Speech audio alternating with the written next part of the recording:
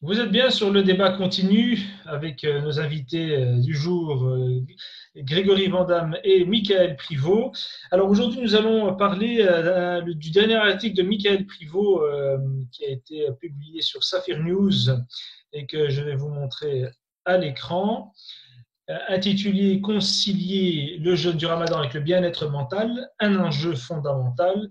Alors chaque année, notre invité Michael Privot donc, revient sur cette thématique du Ramadan avec un article pour justement expliquer aux gens, aux fidèles, aux pratiquants, que cette pratique qui se fait en été ou en tout cas maintenant en période un peu chaude, voire pour ce qui est de cette année en période particulière de pandémie, leur dire voilà, que la pratique peut être facilitée, peut être adoucie, peut être allégée. Alors, on mettra évidemment l'article dans les commentaires. Mais tout d'abord, je vais lire avant de commencer la discussion, je vais lire un petit passage. Si une des conditions du jeûne de Ramadan réussi est d'être éveillé à sa pratique, en vue d'en faire un moment d'éducation spirituelle individuelle, un temps de dépassement de ses limites ou de retour à soi, de méditation sur le sens de la vie ou quelque autre signification que l'on souhaitera lui conférer, cela présuppose un certain état de bien-être mental qui permet de transmuter une diminution forcée de la sustentation en expérience spirituelle. Alors, expérience spirituelle, ça c'est Grégory Van Damme qui va nous en parler, évidemment, qui va mettre l'accent dessus, puisque nous avons fait aussi une émission sur le jeûne de Ramadan en tant qu'expérience spirituelle profonde. Alors, la thèse, bon, je ne vais pas la décrire davantage, je vais te laisser la faire, Michael. C'est qu'en ce moment de pandémie, cette période d'épidémie de Covid-19, euh, il y a un problème au niveau du bien-être mental. Tu parles du bien-être mental qui est sérieusement mis à l'épreuve. Alors, est-ce que tu peux déjà nous parler de ce bien-être mental, déjà, pour savoir de quoi il s'agit? Oui, oui. Mais salam alaikum à toutes et tous et merci Ahmed de cette invitation et d'échanger avec toi et avec Grégory aussi et en mettant en avant le travail enfin le petit article que j'ai commis cette année. Alors c'est vrai que depuis plusieurs années, j'interroge la pratique du Ramadan sous différents angles et spécifiquement, effectivement, ces dernières années, où on était confronté à des plages horaires de jeûne particulièrement longues en vérité, et qui donc sont difficiles dans nos latitudes nord à tenir. Et donc, c'est vrai que cette année, on commence à faire face à une diminution, on va dire, un peu substantielle des périodes de jeûne, vu le rétrécissement des journées d'année en année. Mais cette année, j'ai voulu vraiment attirer l'attention sur la problématique du bien-être mental en lien avec justement la question du confinement et la pandémie auquel nous sommes confrontés de manière globale. Et donc, en fait, le sens de ma démarche, c'est de dire une pratique spirituelle telle que le jeûne du Ramadan, qui est quand même une pratique assez intense et particulière, nécessite un état particulier, un état physique et un état mental. Or, ce que je trouvais intéressant, c'est que si du point de vue, et comme chaque année, on va dire qu'il y a des recommandations de la part des oulémas pour mettre un petit peu, on va dire, les clercs religieux dans un même groupe, on va effectivement avoir toutes sortes de recommandations sur le fait que si notre état n'est pas bien, notre état de santé physique, qu'on suit des traitements spécifiques ou qu'on a des métiers trop lourds, il y a des dispenses effectivement qui sont données déjà dans le Coran. Et donc, je dirais que ça va encore de soi, encore que on constate un certain nombre d'écrits et de fatwas qui ont été donnés ici en Europe où vraiment on a tendance à dire que c'est vraiment au moment où on va quasi défaillir que là on peut rompre son jeûne et qu'il ne s'agit pas de prendre la moindre facilité. Ça, c'est une première chose. Mais au moins, là, on va dire qu'il y a un discours sur le sujet. J'ai été très frappé de voir qu'en fait, le discours sur la problématique du bien, de la santé et du bien-être mental est beaucoup moins évident. Alors, sur la santé mentale, on trouvera, c'est-à-dire vraiment en cas de pathologie lourde, de personnes qui peuvent être soit dans des dépressions profondes ou des personnes qui ont des problèmes donc, de santé mentale, des maladies qui sont reconnues. Là, on dira, OK, si la personne n'est pas tout à fait en moyen de saisir le sens de son jeûne, etc., il pourra en être dispensé. Mais on ne s'est pas vraiment attaché sur la question du bien-être mental et qui est quelque chose qui est lié à leur santé mentale, ça en fait partie, mais qui n'est pas qui n'est pas nécessairement pathologisé, c'est-à-dire qui ne reflète pas ce qu'on qualifiera dans notre langage courant d'une maladie mentale bien identifiée. Et dans l'article, je fais référence à la définition de l'OMS, l'Organisation mondiale de la santé, qui finalement fait un lien entre santé mentale et un état de bien-être et qui le définit en quelque sorte comme ça. C'est un état dans lequel une personne peut se réaliser, surmonter les tensions normales de la vie, accomplir un travail productif et contribuer à la vie de sa communauté. Et donc, on voit que là, il y a plein de notions qui sont intéressantes et qui peuvent être mises dans le contexte actuel vraiment en question. Et j'en décris une série dans l'article. Bien sûr, le confinement qui nous met dans une situation très particulière, l'anxiété profonde que ça génère de se dire qu'on peut choper le virus et on ne sait pas comment notre organisme va y réagir et ce, à n'importe quel moment, les pertes de proches, le fait qu'on ne puisse pas faire de deuil, etc., sont un ensemble de choses qui peuvent faire qu'un certain nombre de personnes ne se sentent pas bien, comme dirait bien dans sa tête, en quelque sorte, et donc ne sont pas pour moi, enfin, ne sont pas, ou pourraient ne pas se sentir. Après, je laisse vraiment à chacun le soin d'apprécier son état, dans un état qui permet justement de tirer le maximum du jeûne de Ramadan pour être justement l'article. Alors, est-ce que ce fait, bien-être mental peut aussi être interrogé en dehors des périodes de jeûne, par exemple les problèmes économiques? Ah oui, carrément. Donc, quand on voit un peu toutes ces personnes aujourd'hui qui se retrouvent pour faire des files incroyables pour avoir des colis alimentaires, oui. Ça impacte un impact sur le bien-être mental. Oui, mais alors on jeûne quand? On jeûne quand si à partir du moment où ce bien-être mental justement est mis à l'épreuve durant toute l'année?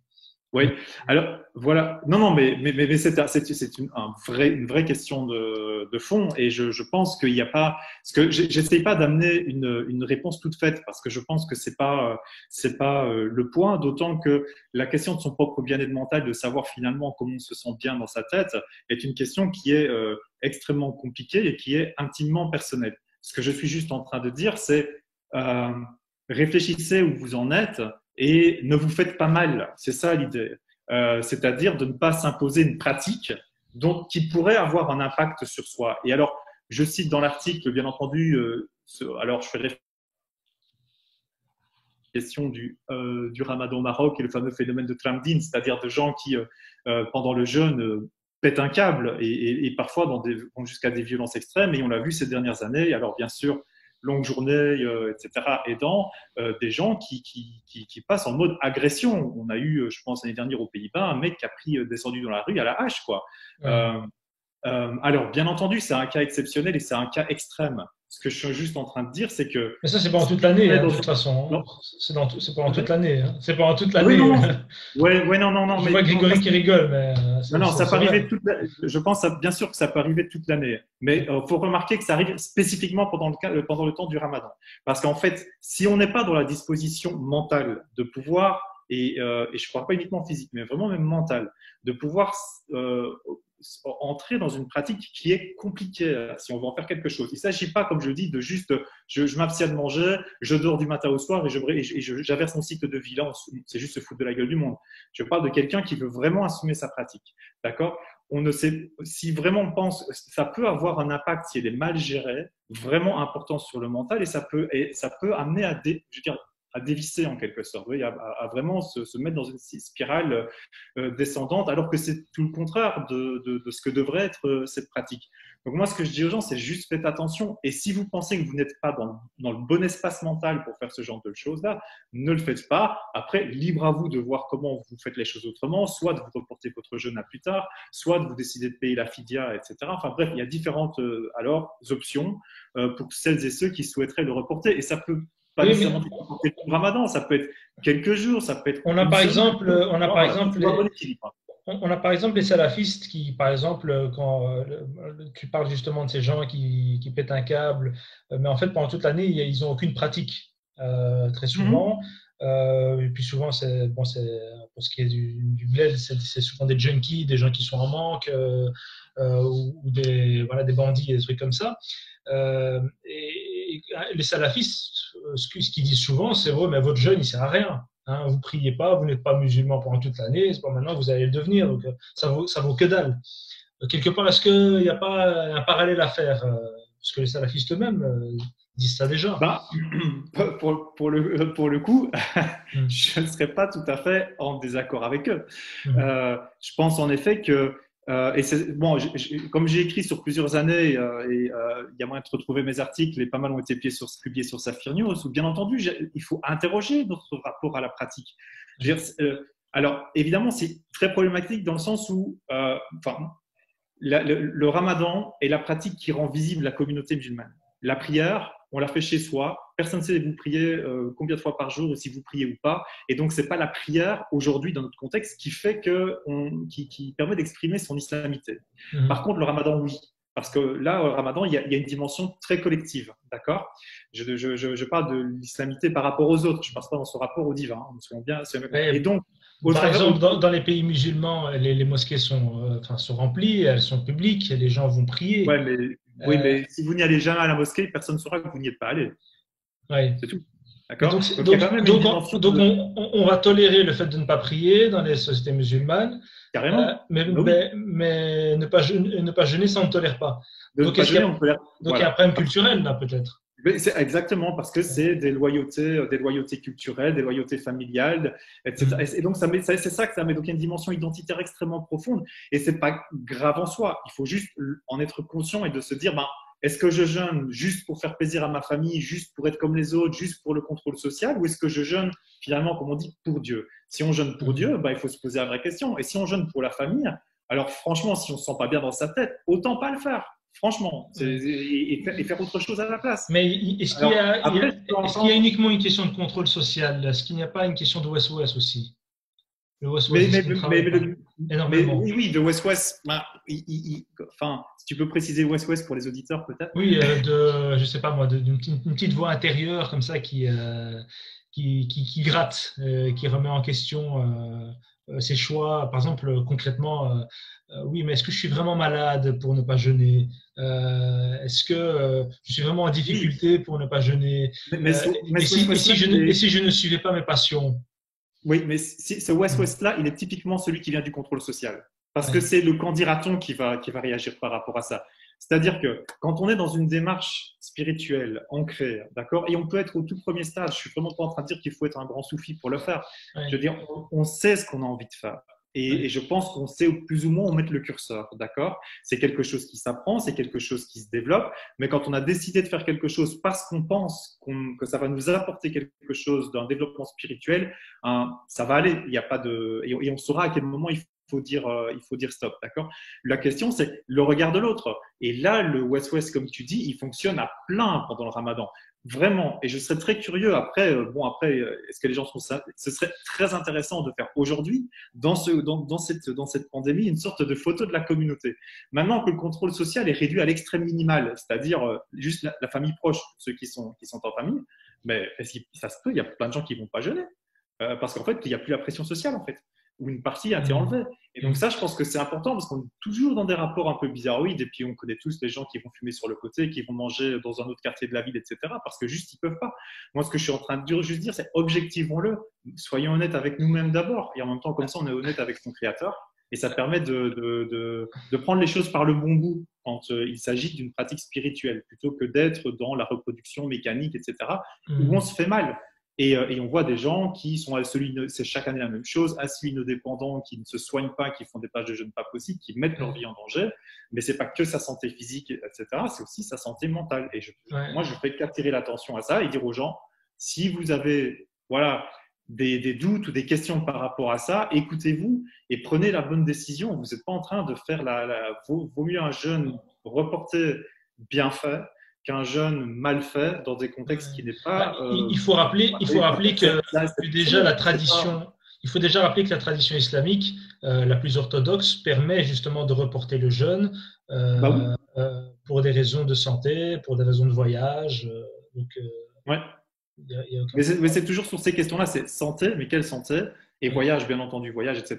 Et on voit même que maintenant, c'est contesté, hein, ce genre de choses. Voilà, genre vous dire, ouais, mais aujourd'hui, on voyage en Thalys, donc on peut jeûner. Non, ça n'a rien à voir.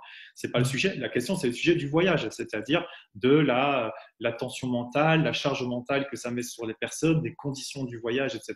Mais il y a des imams orthodoxes qui disent, à partir du moment où tu te sens en voyage, tu es en voyage. Si tu te déplaces pour le travail, c'est une autre chose. Mais si tu te déplaces pour voyager, c'est du safar. Ou alors même d'autres imams orthodoxes qui sont vraiment dans l'islam orthodoxe diront il faut consulter le médecin pour avoir une fatwa. Il ne faut même pas me consulter en tant qu'imam. Bon, peut-être qu'on va donner la parole à Grégory Vandamme pour peut-être nous donner d'autres pistes pour traiter ce bien-être mental. Est-ce que la spiritualité islamique peut justement permettre aux fidèles, aux cheminants, pour utiliser un vocabulaire soufi, de faire face à la difficulté que pourrait lui poser le jeûne dans ce monde? Oui, en fait, je pense donc l'article de Michael est très intéressant parce qu'il pose une question, il me semble, de bon sens en fait. Et ce qui m'a frappé en lisant l'article, c'est que je dirais que la majorité de l'article est une réflexion de bon sens sur comme il dit, l'importance d'ancrer ce jeûne en soi-même et dans notre rapport au divin, dans notre rapport personnel à la pratique, à notre cheminement spirituel, etc. Donc tout ça sont des choses qui, à mon avis, sont vraiment fondamentales et qu'on retrouve, selon moi, dans la tradition islamique, ou en tout cas qu'on devrait retrouver. Alors, si on ne les retrouve plus dans le discours de certains savants ou de certaines autorités religieuses, ça c'est une autre question. Mais je pense qu'ici, la question qu'il pose est une question de bon sens, c'est une question fondamentale. Par contre, lorsqu'on lit l'article et lorsqu'on écoute aussi ce que Michael propose ici, pour moi, il y a plusieurs choses qu'on pourrait remettre en question, entre guillemets, ou dans le sens où plusieurs choses qui sont posées comme allant de soi et qu'à mon avis, le ramadan peut venir questionner. Déjà, par exemple, cette idée que la pratique du jeûne ou toute pratique spirituelle nécessite un état pour pouvoir le pratiquer. Donc c'est vrai, ça tombe sous le sens. Mais j'ai envie de poser une autre question. Est-ce qu'une pratique spirituelle n'a pas pour vocation de changer un état aussi, de transformer un état? Et que donc, dans certaines situations dans lesquelles justement on va être dans un état un peu limite, et prenons cette situation du confinement par excellence, par exemple, est-ce que une pratique spirituelle comme celle du jeûne, comme celle du mois de Ramadan, n'a pas pour vocation et n'a pas pour effet possible d'améliorer l'état? Et que du coup dans un certain retour à soi, retour à une forme de bien-être qui en plus n'est pas vraiment définie en fait.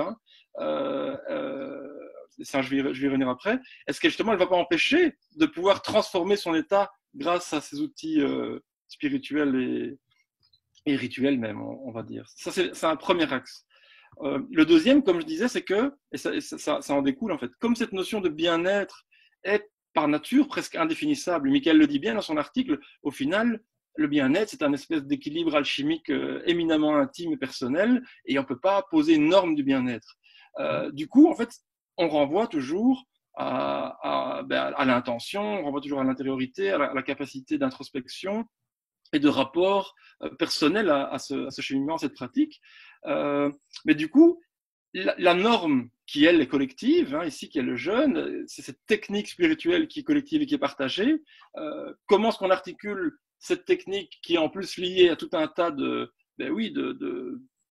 contextes pour justement permettre de vivre cette pratique de manière collective? Comment est-ce qu'on l'articule avec cette nécessité individuelle? Est-ce qu'on doit quelque part diffracter cette pratique collective en autant de pratiques individuelles, ou garder la pratique collective comme une norme, et puis que chacun agisse en son âme et conscience.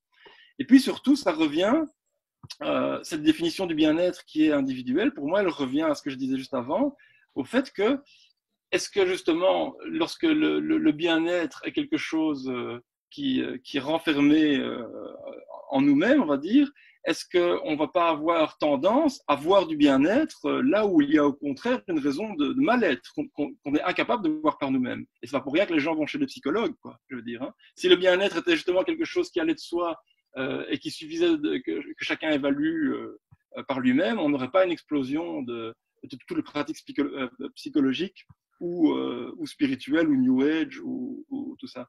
Et donc dans l'exemple, un exemple très parlant dans l'article de Michael qui m'a fait rire, c'est quand il parle de l'explosion du nombre d'abonnements Netflix. Et c'est vrai, mais pour moi, il pointe quelque chose de très réel. C'est-à-dire que si quelqu'un dit oui, non, là, je me sens pas bien pour travailler parce que j'ai pas assez de bien-être pour travailler, donc je préfère regarder Netflix. Et là, le Ramadan, non, là c'est vraiment trop. Je me sens pas assez bien pour faire le Ramadan, je vais regarder Netflix. Mais est-ce qu'en fait, regarder Netflix parce qu'on n'arrive pas à affronter cette manière parce qu'on n'arrive pas à affronter cette situation de confinement, est-ce que c'est le bien-être? Et est-ce que justement de se dire bon, ok, jusqu'à présent j'ai fui cette situation de confinement par Netflix, mais là maintenant c'est le Ramadan, je vais peut-être essayer de passer sur un autre mode, de me reconnecter à des choses plus essentielles, de me reconnecter justement à mon intention, de me reconnecter à mon intériorité, de me reconnecter à la méditation, de me reconnecter à la contemplation et des choses comme ça. Est-ce que ça va pas avoir un surcroît de bien-être? Voilà. Pour moi, c'est pas forcément anxiogène. Au contraire, ça peut même être des portes de sortie, en fait. Et donc, orienter les gens vers eux-mêmes et vers leur ressenti personnel, je pense pas que ce soit garant d'un bien-être. Michael? Ok, merci Greg. Mais je pense que je vais être vraiment assez d'accord sur les choses que Greg relève et que je n'ai pas nécessairement dites en fait. Donc c'est pour ça que je fais attention de ne pas essayer de changer une norme et d'en mettre une autre. Pour moi, c'est vraiment fondamental. Donc, c'est-à-dire, je ne suis pas en train de dire du tout que certaines personnes, effectivement, la définition de son état de bien-être ou son ressenti d'un état de bien-être est infiniment subjective. On est seul d'être dans sa tête et de savoir comment est-ce qu'on se sent par rapport à quelque chose. Et donc, bien sûr que dans le cadre du confinement actuel, l'arrivée du Ramadan a pu stimuler un certain nombre de personnes à reprendre une pratique au travers du jeûne, ou peut-être du jeûne, du coup la prière, et que ça leur fait du bien. Mais tant mieux, je suis pas en train de dire c'est pas le cas. Et ça peut être des gens qui peuvent ressentir un mal-être pour le moment et que ça va apaiser, que ça va permettre de se reconstruire, que ça va redonner un ancrage. Je dis bravo.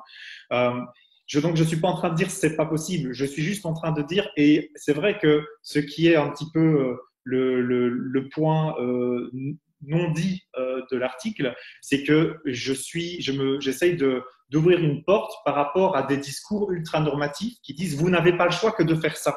D'accord? Et c'est contre ça que je m'oppose en disant aux gens, ben non, il y a une autre voie que celle-là. Si vous commencez votre jeûne et ça ne va pas, vous êtes au bout de votre life, vous faites pas mal, ça sert à rien, d'accord?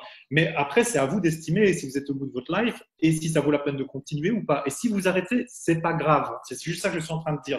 Vous avez des portes de sortir. Et c'est ça que l'articulation entre. Donc, je suis pas en train de dire il faut arrêter arrêter le Ramadan, il faut laisser tomber cette pratique. C'est pas du tout mon sens. C'est de se réapproprier cette pratique en lui redonnant un sens, en ne la faisant pas contre nature au moment T. Ça veut dire qu'aujourd'hui, on peut se sentir pas du tout et demain, ça ira bien. Bon, on le fait demain alors. Voilà, je suis rien en train de dire d'autre. Et de dire finalement, voilà, l'articulation entre normes collectives et on va dire le comportement individuel, je pense que, alors, en ce jour, je pense que si on a une lecture attentive du Coran, elle est assez souple. C'est-à-dire qu'on a une norme qui est là, c'est on fait le jeûne du Ramadan, on va dire les critères par défaut, on va dire ça comme ça pour reprendre le langage aujourd'hui.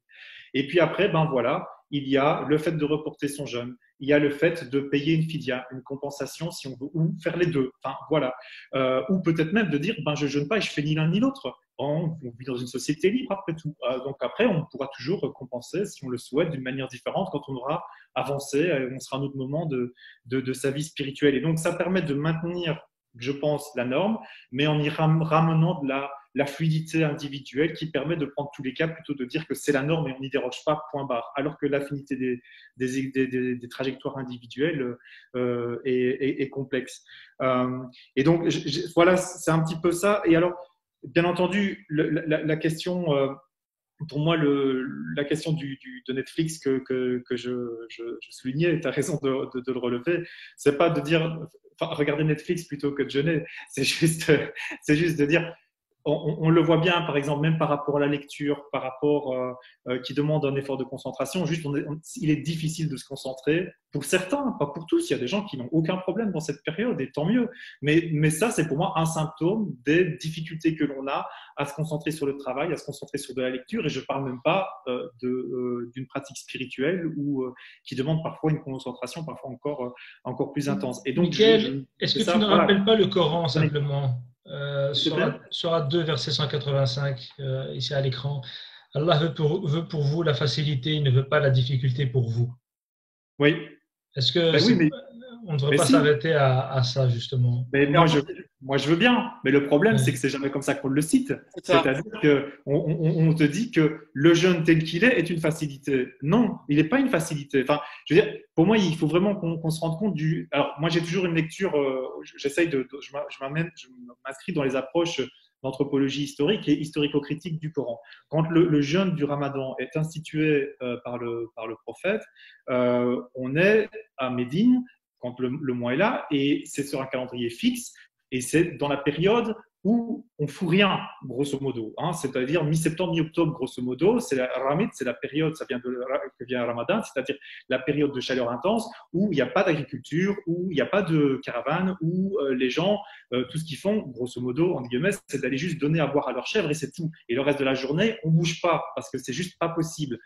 Et aujourd'hui, on est inscrit dans un Ramadan. Alors, aujourd'hui, bon, hors contexte de Covid qui nous astreint à résidence, mais on est dans des vies hyper occupées, en fait, la plupart du temps. On n'est plus du tout dans le même contexte. Et donc, oui, la facilité, mais où la facilité du coranique, si je puis dire, c'était de faire le jeûne quand on n'avait rien d'autre à foutre. Et donc, on pouvait rester sur sa tente ou dans sa maison en attendant que la fin de la journée s'arrête. Et on avait le temps de remplir cette vacuité où il n'y avait pas la télé, où il n'y avait rien, avec de la prière. Mais il y avait quand même des exercices spirituels.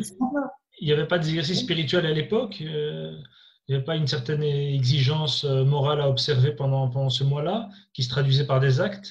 Est-ce que les gens restaient simplement sous leur tente?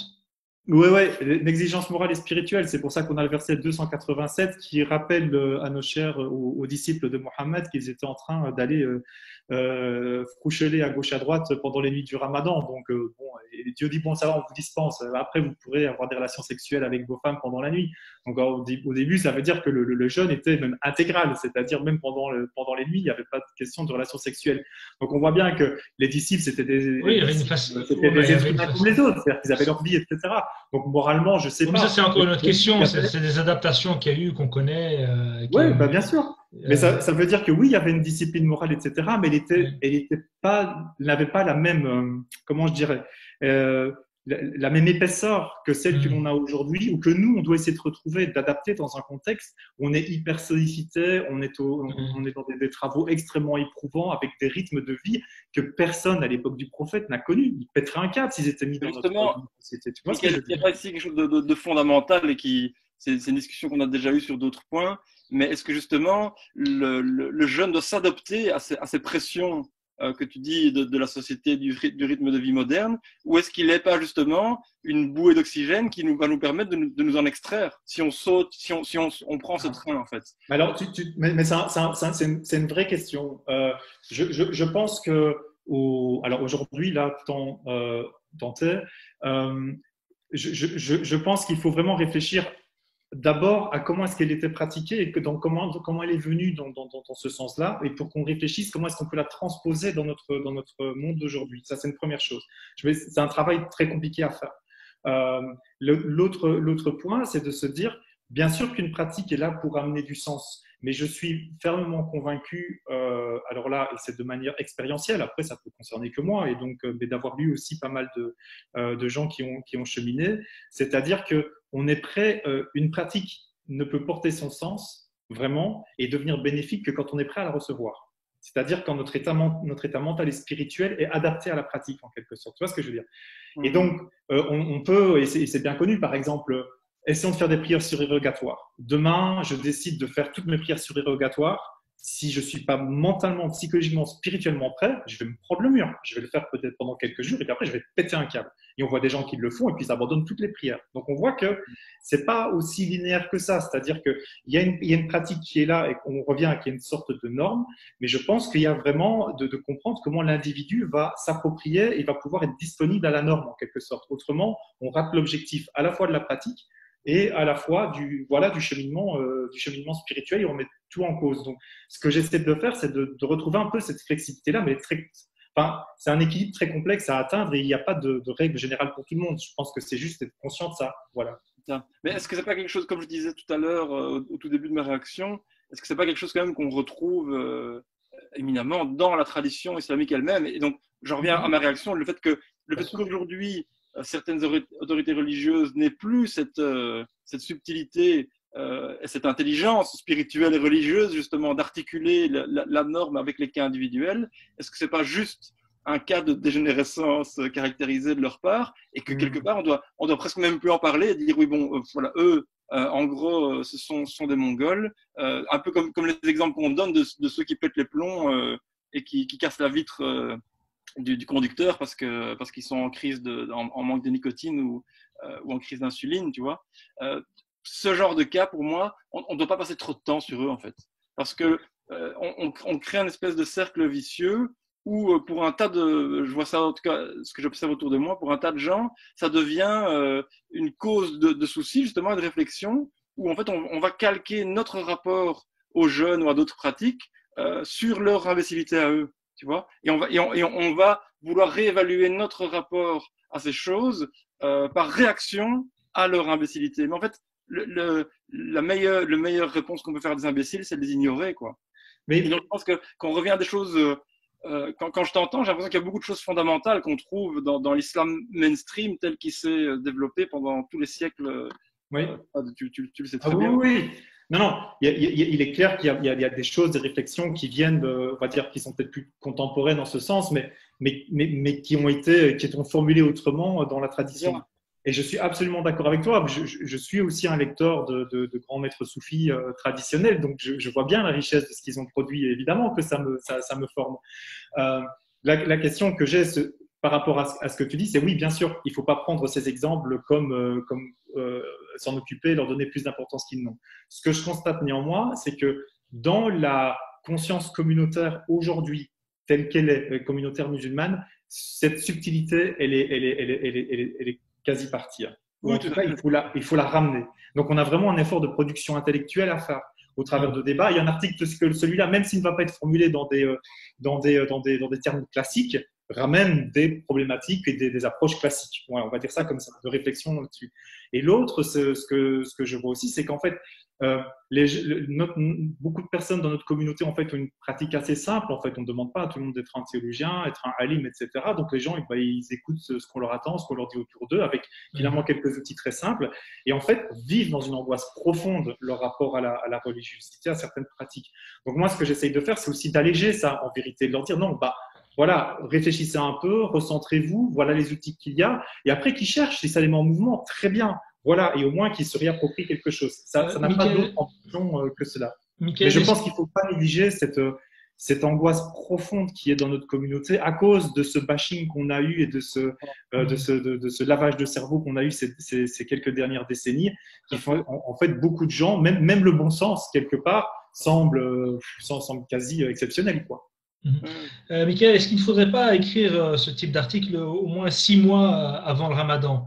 J'entends par là cette pratique pour ceux justement qui fument, qui aiment le sucre, qui sont habitués à des rythmes de vie effrénés, etc., de prévenir justement, de prévenir justement à travers une pratique alimentaire, spirituelle, etc., une éducation qui se ferait justement bien avant le ramadan, pour être prêt lorsqu'il faut jeûner.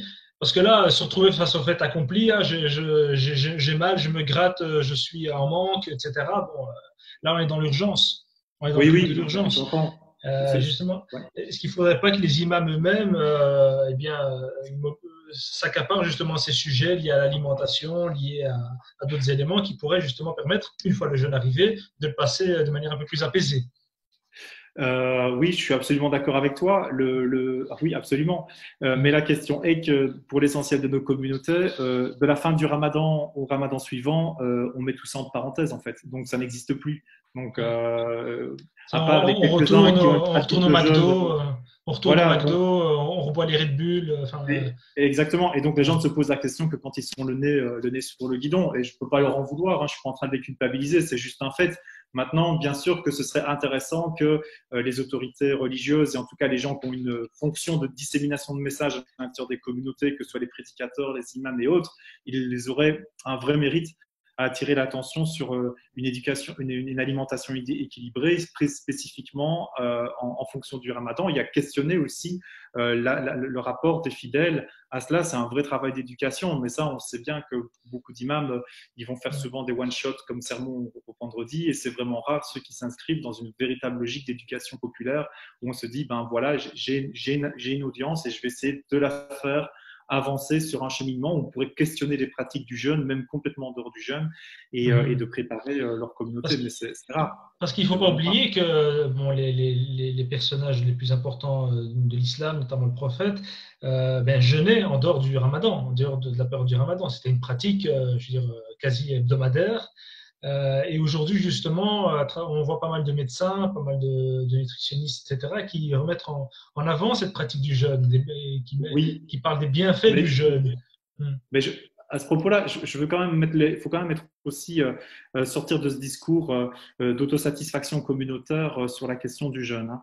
Le jeûne dont parlent les médecins et les nutritionnistes, ce n'est absolument pas le jeûne du mois de Ramadan. Il faut quand même qu'on soit précis sur ces questions-là. Il n'y a personne qui est en train de dire dans la communauté médicale qu'il faut faire des jeûnes et que des jeûnes de 16, 17, 18, 19, 20 heures d'affilée sans sustentation sont bons. Personne ne le dit. Dans la communauté scientifique. On parle de jeûnes, soit de durée plus courte, soit des jeûnes, ce qu'on appelle jeûne hydrique, etc., avec des compensations. Le jeûne intermittent, à 13 heures minimum. Hein. Intermittent, oui, mais c'est pas le jeûne comme nous on le fait de l'aube jusqu'au coucher du soleil. Alors bien sûr, si on le fait ça au mois de février avec des journées de 8 heures, c'est très bien.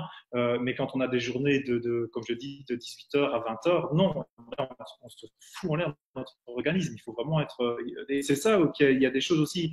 Je pense que il faut vraiment réfléchir. Je reviens à la question d'anthropologie. À la Mecque, au temps du prophète ou à Médine, les journées maximum de jeûne dans cette époque-là, c'était 12 heures. C'est dans ce cadre-là qu'ils les faisaient.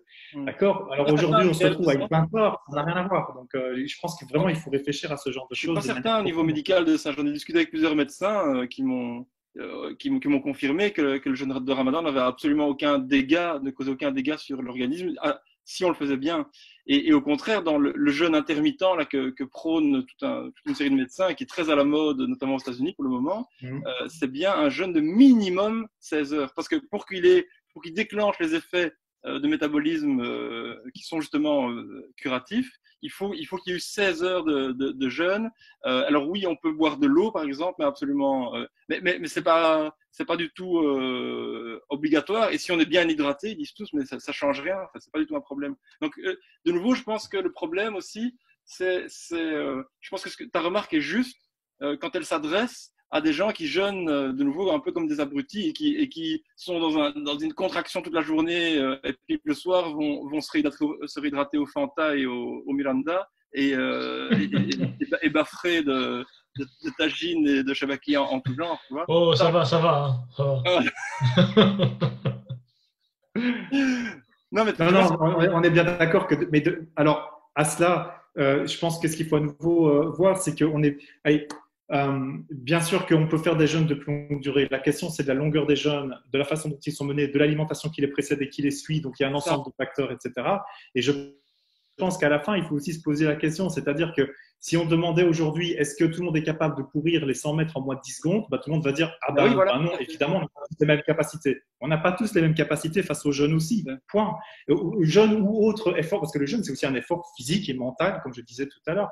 Et ça, je pense que c'est pas assez, on prend ça trop comme quelque chose de tellement standard, alors qu'en fait, non, ce n'est pas standard et qu'il faut, on revient à ça, pouvoir se rapprocher ça de manière intelligente. Il y avait l'exemple qui était un magnifique exemple que Razi nous avait partagé là, dans une discussion où racontait que lui, au Pakistan, dans son milieu familial, à l'époque, les gens jeûnaient, on va dire, à la géométrie variable, et seuls les gens plus âgés ou plus pieux ou plus pratiquaient le jeûne comme la plupart des musulmans tendent à le pratiquer ici, et que les autres pratiquaient à leur manière et tendaient, ils voyaient ça comme un idéal à atteindre, en fait, et que lui avait été frappé lorsqu'il était arrivé en Europe, de voir tous ces jeunes maghrébins qui jeûnaient comme seuls les plus vieux, les plus sages jeûnaient chez eux. Donc oui, je pense qu'il y a quelque chose d'intéressant derrière ça. De nouveau, cette idée d'avoir une norme qui est un idéal à atteindre et qu'il faut conserver comme telle, parce que de nouveau, si on l'adapte forcément en tant que norme à tous les cas individuels, on perd cette idée d'idéal qui tire tout le monde vers le haut. Mais comprendre que chacun doit connaître ses limites en fait et savoir se rapporter à cette norme et en tirer un profit comme tu disais, sauf que de nouveau ce que je trouve intéressant aussi, et c'est là que le curseur est, je pense, est vraiment très, très sensible et très subtil, et je dis pas que toi tu es extrême dans ce curseur, mais qu'il faut faire sans doute attention aussi dans la manière dont on l'amène, c'est que le profit qu'on va tirer va aussi, d'une certaine manière, dépendre de ce qu'on va, comment est-ce que je vais dire ça, du fait qu'on va utiliser cette norme, cette pratique pour dépasser nos propres appréhensions, en fait, hein, tu vois, et utiliser ce jeûne comme un tremplin, comme un espèce de petit saut dans le vide qui va nous libérer d'un tas de choses, et que si on a trop tendance à le ramener vers notre ressenti, vers notre état tel qu'il est, on va plutôt, c'est un mécanisme humain logique, je pense, on va plutôt avoir tendance à renforcer cet état tel qu'il est. Et donc, la norme, à mon avis, doit servir, doit être là pour servir de poulie, quoi, de point d'appui, pour pouvoir passer à quelque chose d'autre ou de supérieur ou tout ce qu'on veut. Et donc, il faut, pour moi, elle doit être protégée uniquement pour ça. Tu vois ? C'est-à-dire que si on la relativise trop, on l'adapte et donc elle empêche les gens de se sublimer, en fait, tout simplement, et de se transformer. J'imagine. Oh oui, non, mais pour le coup, je suis absolument d'accord avec toi. Pour moi, c'est une boussole, c'est un point d'appui, comme tu le dis, et il faut qu'il reste tel quel. J'ai pas de problème avec ça. Mais en permettant à chaque et en rappelant à chacun que, enfin, c'est ce que je redisais tout à l'heure de toutes ces questions spirituelles, c'est-à-dire que le chemin va être vraiment transformatif quand tu es prêt. Ça ne veut pas dire que ça ne va pas être difficile. Bien sûr, ce sera difficile. Mais il y a des difficultés qui peuvent nous sembler insurmontables à un moment donné de notre vie parce que juste, on n'est pas dans cet espace-là, comme cet espace mental. Et ça peut être 2 jours après, on va faire des trucs extraordinaires qu'on n'aurait jamais pu poser faire. Mais c'est qu'on est juste prêt. Et ça, c'est vraiment une question de hal, je pense, au niveau spirituel. Et c'est important de le reconnaître. Et donc, du coup, l'attention, pour moi, c'est vraiment d'articuler ça. Et à aucun moment, je me dis il faut flinguer la pratique ou la norme du tout. Mais c'est de bien comprendre comment est-ce qu'elle doit être appropriée. Et l'exemple de Razi que tu disais, oui, c'était finalement, on a eu dans l'histoire et dans plein de lieux, y compris au Maghreb avant, cette intelligence sociale de la pratique. Et là, on l'a perdu suite, à la diffusion d'une forme très particulière d'islam. Et ça a tendance à se globaliser malheureusement. Et il faut essayer de retrouver ça en s'appuyant sur la littérature passée, en s'appuyant sur ces expériences qui sont encore le cas de certains de nos contemporains qui les ont connues, ou en recritiquant de manière constructive l'héritage, parce que voilà, il faut qu'on retrouve cela. C'est ça qui, pour moi, c'est une clé de l'épanouissement individuel et collectif. Messieurs, merci. Je pense qu'on a fait le tour. En tout cas, on partagera l'article dans les commentaires et on se retrouve évidemment, comme toujours sur le débat continu, dans les commentaires. Merci à vous deux. Merci Ahmed, merci Greg pour la attentive. Merci. Au À revoir. bientôt. Salam alaikum.